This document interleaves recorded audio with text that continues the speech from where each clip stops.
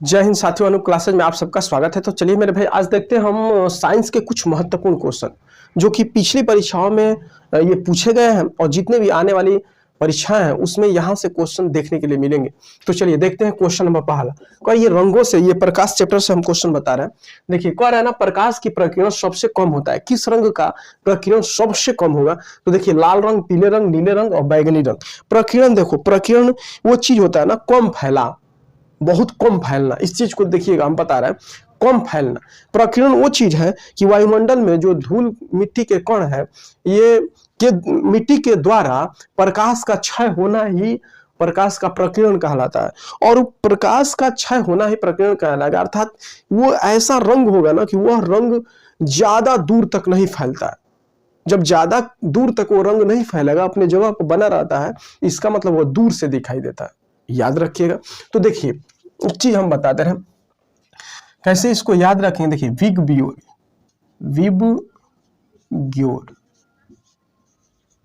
ये ना लाल रंग, रेड होता है मेरे भाई, और ये नारंगी रंगों से क्वेश्चन पूछा जाता है। पीला, ग्रीन माने हरा, ब्लू माने मेरे भाई नीला, इंडिगो माने जामुनी, और ब्लू मतलब मेरे भाई का विब ये होता है बैगनी, वायलेट। ठीक, देखिए याद रखिए विबग्योर। ये इंद्रधनुष में ये भी पूछा जाता है, इंद्रधनुष में कितने कलर होते हैं? तो 7 कलर, और यही सातों कलर को मिला करके ना श्वेत प्रकाश के नाम से जानते हैं। श्वेत प्रकाश में कितने कलर होते हैं? 7। और वही 7 कलर जब अपने अपने रंगों में विभक्त होता है तो उसको वर्ण विक्षेपण कहते हैं। इसको भी याद रखिएगा, वर्ण विक्षेपण, यानी श्वेत प्रकाश के 7 रंगों में बिखर जाना ही वर्ण विक्षेपण कहलाता है। अब चलिए, अब देखिएगा बैगनी, जामुनी, नीला, हरा, पीला, नारंगी, लाल। ठीक, इससे हम सारे क्वेश्चन बता रहे। देखिए अब क्या होगा मेरे भाई कि ना, जिस रंग का फैलाव बहुत कम होगा वो अपने स्थान पर बना रहेगा। जब स्थान पर बना रहेगा तो दूर से ही दिखाई देगा। तो याद रखिएगा, देखिएगा किस किस चीज का। देखो प्रकीर्णन, देखो क्या हम बता रहे हैं। प्रकीर्णन कहीं लिखिएगा जरूर, क्या लिख दे रहे हैं? प्रकीर्णन अपवर्तनांक, अपवर्तनांक, आवृत्ति विचलन। आज तक कुछ ना बनाने वाला।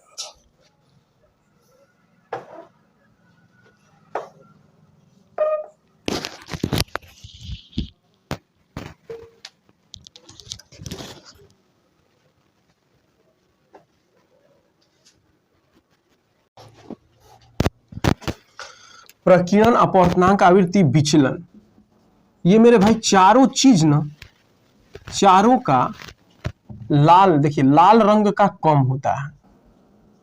देखिए हम पूछेंगे कि इस रंग का प्रकीर्णन सबसे कम होता है, लाल रंग। अपवर्तनांक लाल रंग, आवृत्ति लाल रंग, विचलन लाल रंग। याद रखिएगा। देखिए एक चीज हम यहाँ बता दे रहे हैं। देखिए मान लीजिए ना कि यहां से ये क्वेश्चन पूछे जाते हैं, ध्यान दीजिए। जब ये प्रिज्म हम बना, देखिए ये प्रिज्म है, जब प्रिज्म से 7 ना वर्ण विक्षेपण, यहां से क्वेश्चन पूछे जाते हैं वर्ण विक्षेपण। देखिए 1 2 3 4 5 6, एक और बना दे रहे हैं मैंने 7, विबग्योर।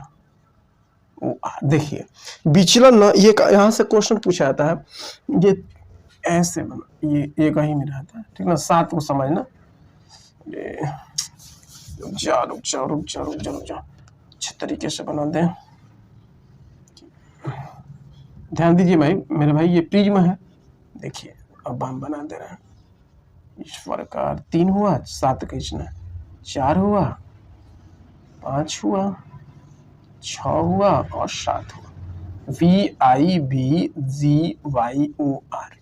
देखिए विबग्योर, यानी सबसे ना कम विचलन ना लाल रंग का हुआ है, सबसे अधिक विचलन बैगनी। देखिए यहां से इतना विचलन हुआ है।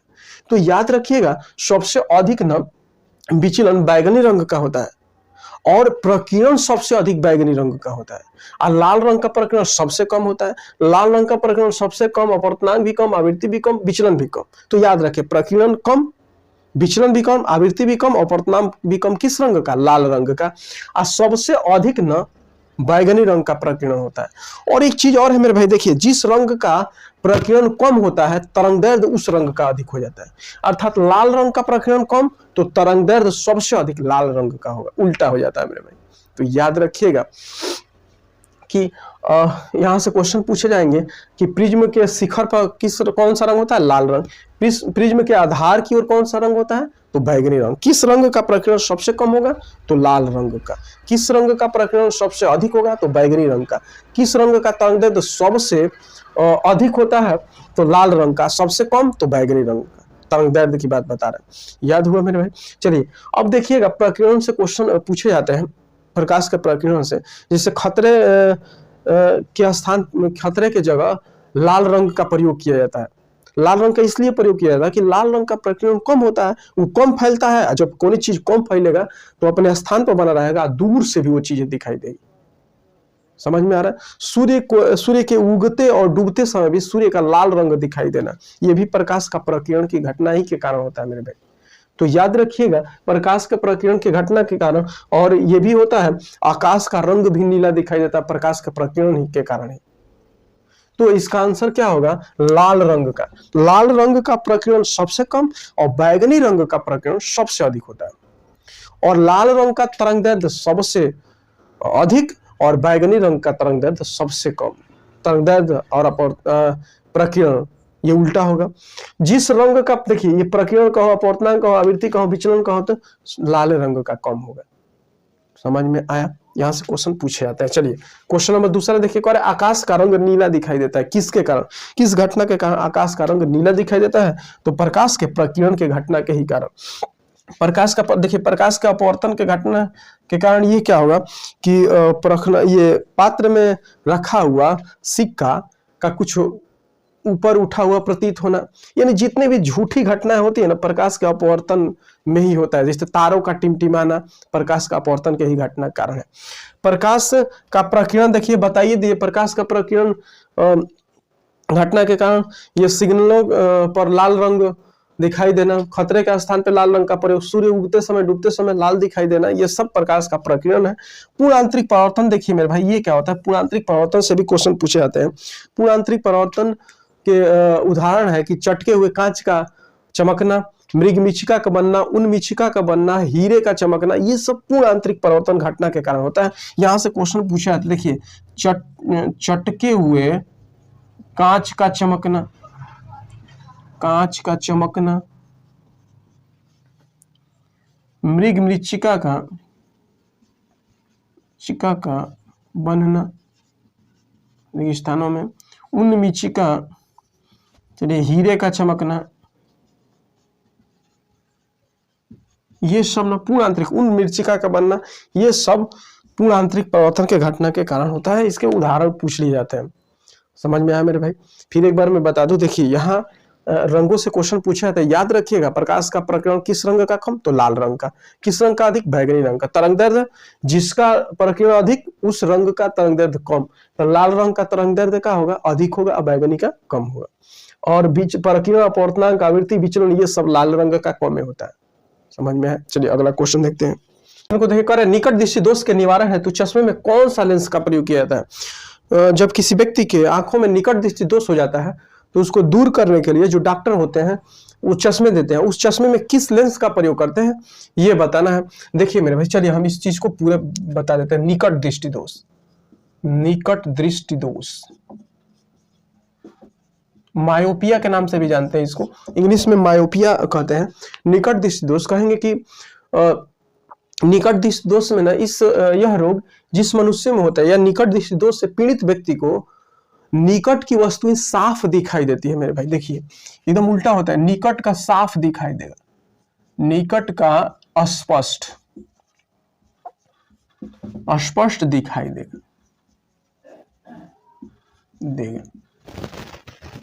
दूर का नहीं।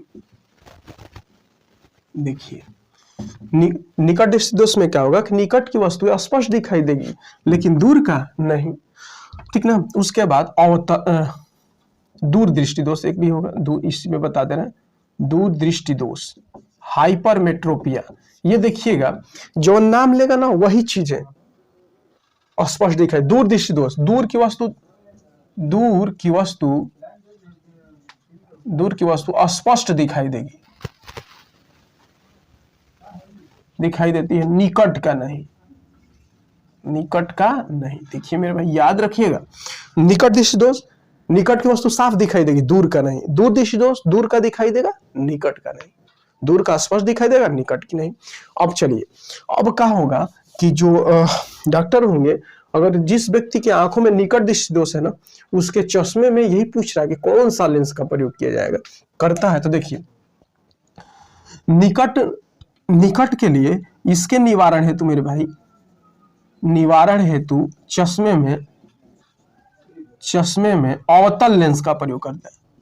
अवतल लेंस याद रखिएगा, निकट दृष्टि दोष को दूर करने के लिए चश्मे में अवतल लेंस का प्रयोग किया जाता है।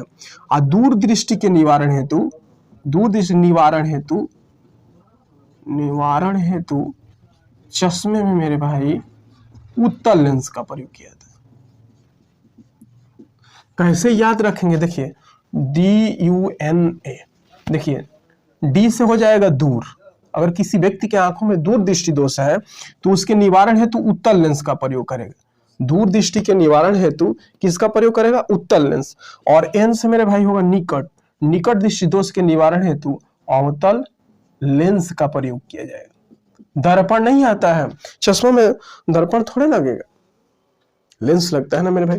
तो देखिए, निकट दृष्टि दोष के निवारण हेतु चश्मे में कौन सा लेंस का प्रयोग किया, दूर ना, एन से निकट, ए से अवतल। तो कौन सा ऑप्शन होगा, ये वाला ऑप्शन। अब चलिए और भी क्वेश्चन हम बता दे रहे हैं यहाँ से।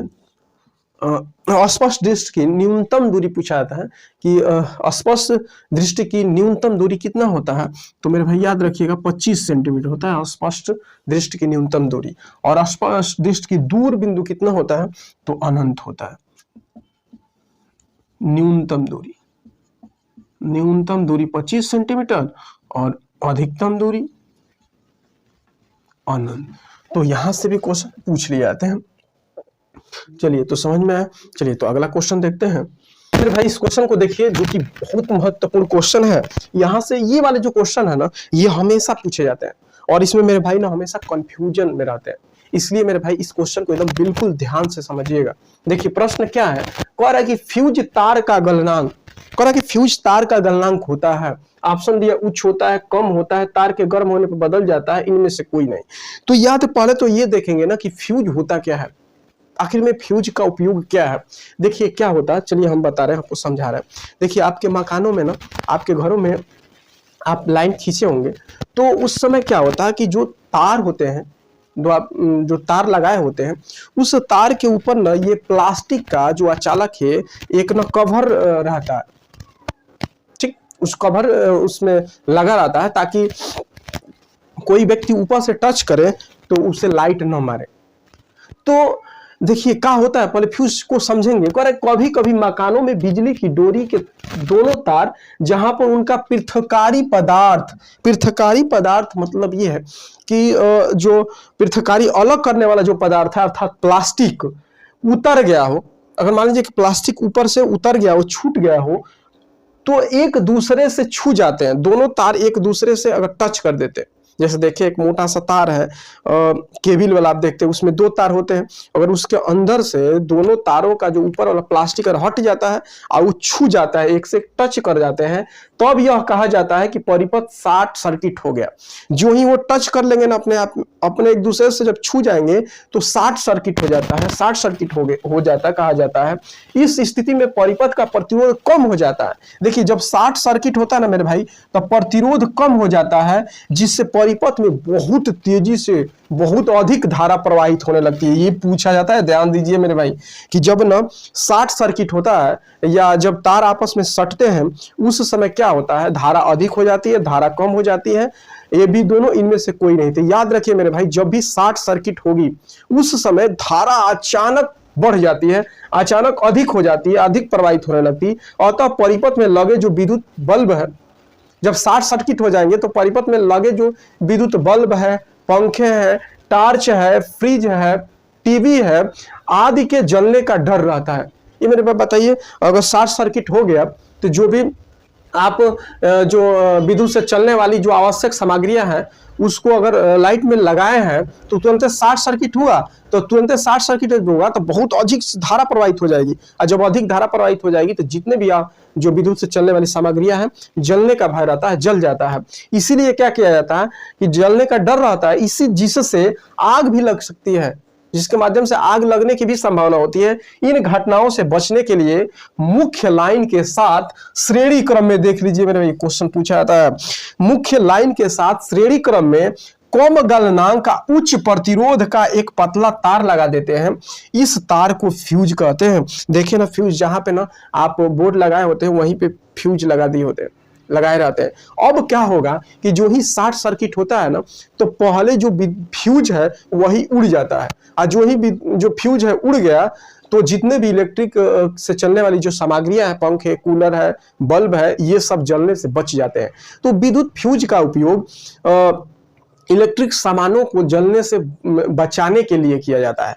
अब देखिए क्वेश्चन क्या पूछा जाता है कि क्या होता, यानी जो फ्यूज तार होते हैं ना मेरे भाई, यह मिश्र धातु का बना होता है। याद रखिए क्वेश्चन, देखिए हम बता रहे हैं का इसमें पूछेगा, मिश्र धातु का बना होता है Pb प्लस SN, यानी सीसा और टीन के मिश्रण से फ्यूज के तार बनाए जाते हैं जो बिल्कुल पतला होगा। इसमें क्या होता है मेरे भाई, देखिए इसमें क्या होगा कि इस फ्यूज तार का ना गलनांक कम होता है। गलनांक देखिए क्या होगा, गलनांक कम होता और प्रतिरोध उच्च होता है, प्रतिरोध उच्च होता।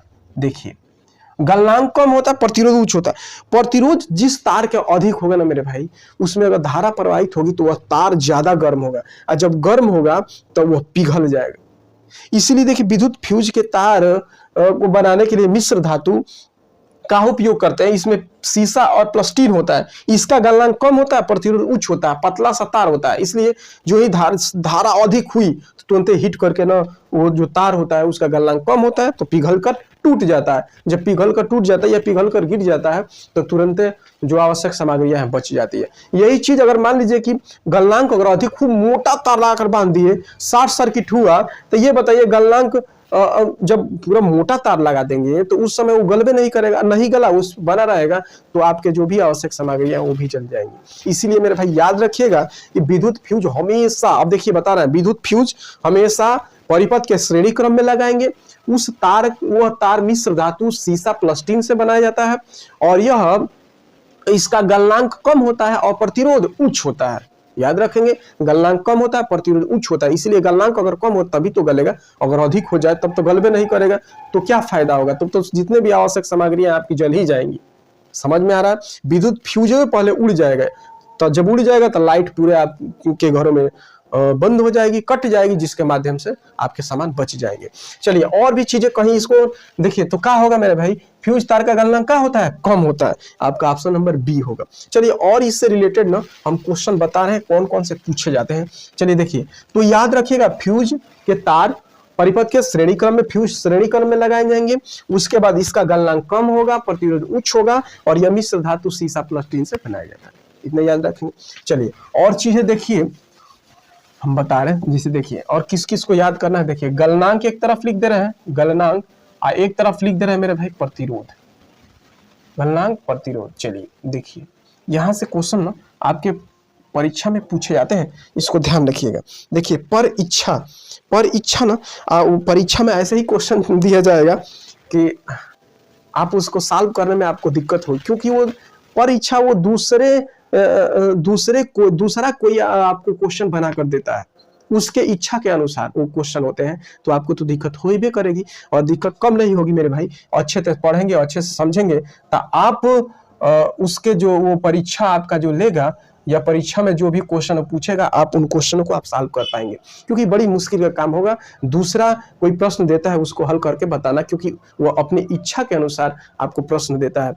चलिए वही परीक्षा होता है। देखिए गलनांक प्रतिरोध पहले तो देखते हैं मेरे भाई। देखिए अगर फ्यूज तार को देगा, ध्यान दीजिए, फ्यूज तार का ना गलनांक कम होगा मेरे भाई, और प्रतिरोध अधिक होगा, उच्च होगा। प्रतिरोध क्या होगा, उच्च होगा। स्क्रीनशॉट ले लीजिए या कहीं लिख लीजिएगा।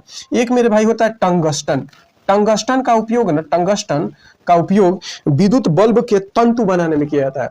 जो अधिक न जब उसमें विद्युत धारा प्रवाहित होती है तो उसका प्रतिरोध इतना अधिक होता है कि उसमें धारा जब प्रवाहित होगी ना तो उसमें प्रतिरोध अधिक होने के कारण उसके इलेक्ट्रॉन बिल्कुल आपस में टकराएंगे और टकराने के बाद एकदम लाल तप्त होकर के वो प्रकाश देने लगता है। तो ये भी क्वेश्चन पूछे जाते हैं कि विद्युत बल्बों के तंतु में किस धातु का प्रयोग किया जाता है, तो टंगस्टन, और इसका प्रतीक W होता है मेरे भाई। टंगस्टन का प्रतीक क्या होता है? W, याद रखिएगा। तो इसका ना टंगस्टन का उपयोग गलनांक अधिक होगा, जल्दी गलता नहीं है। अगर गलिए जाएगा तो बताइए वो जलेगा? जलबे नहीं करेगा। अब प्रतिरोधों का होगा? अधिक होगा।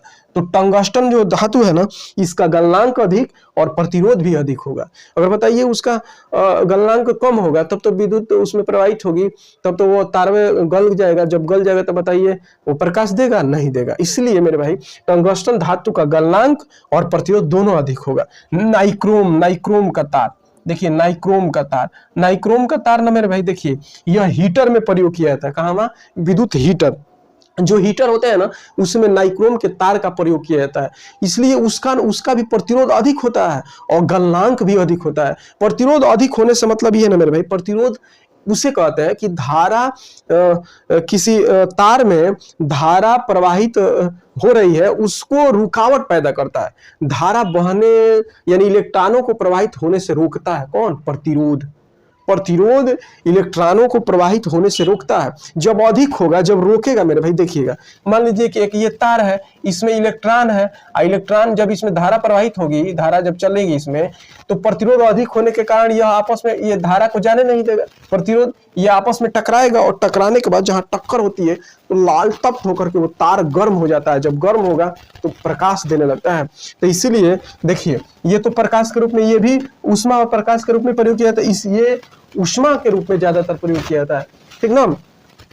अब चलिए देखिए नाइक्रोम का तार का भी ना गलनांक अधिक होगा, ठीक ना, गलनांक अधिक होगा और प्रतिरोध भी अधिक होता है। याद रखिएगा। अगर ये बताइए गलनांक कम हो तो गल का टूट जाएगा तो देगा, वो तो ऊष्मा देवे नहीं करेगा।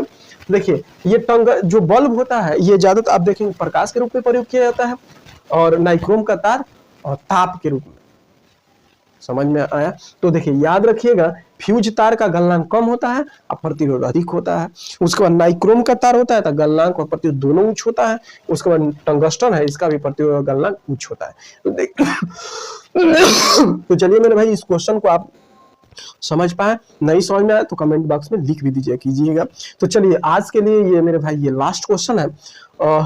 आप अगर इस क्वेश्चन में अगर आपको कहीं दिक्कत होती है आप कमेंट में जरूर बताइएगा, और ज्यादा से ज्यादा आप इस वीडियो को शेयर, सब्सक्राइब और लाइक कीजिए अगर अच्छा लगता है ना मेरे भाई। देखिए अगर शुरू से हम देखते हैं मेरे भाई में कुछ ऐसे भी मेरे भाई है जो बहुत कम समय बस खोल करके वीडियो को और छोड़ देते हैं, पूरा नहीं देखते हैं।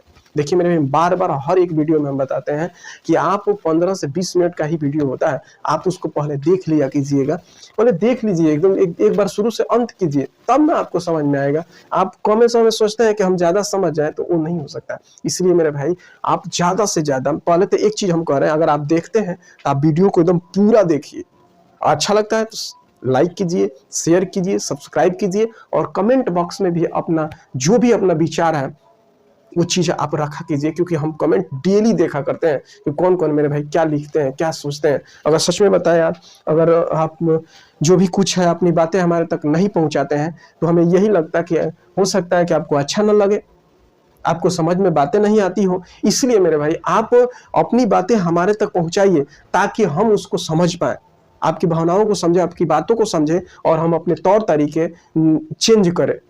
आप हमसे अपनी चीजें आप बता सकते हैं कि आपको क्या चाहिए, ठीक ना मेरे भाई। तो चलिए अब फिर हम लोग कल मिलेंगे कुछ नए क्वेश्चनों के साथ, तो आप ऐसे ही पढ़ते रहिए मेरे भाई। तो आज का ये लास्ट क्वेश्चन है। जय हिंद।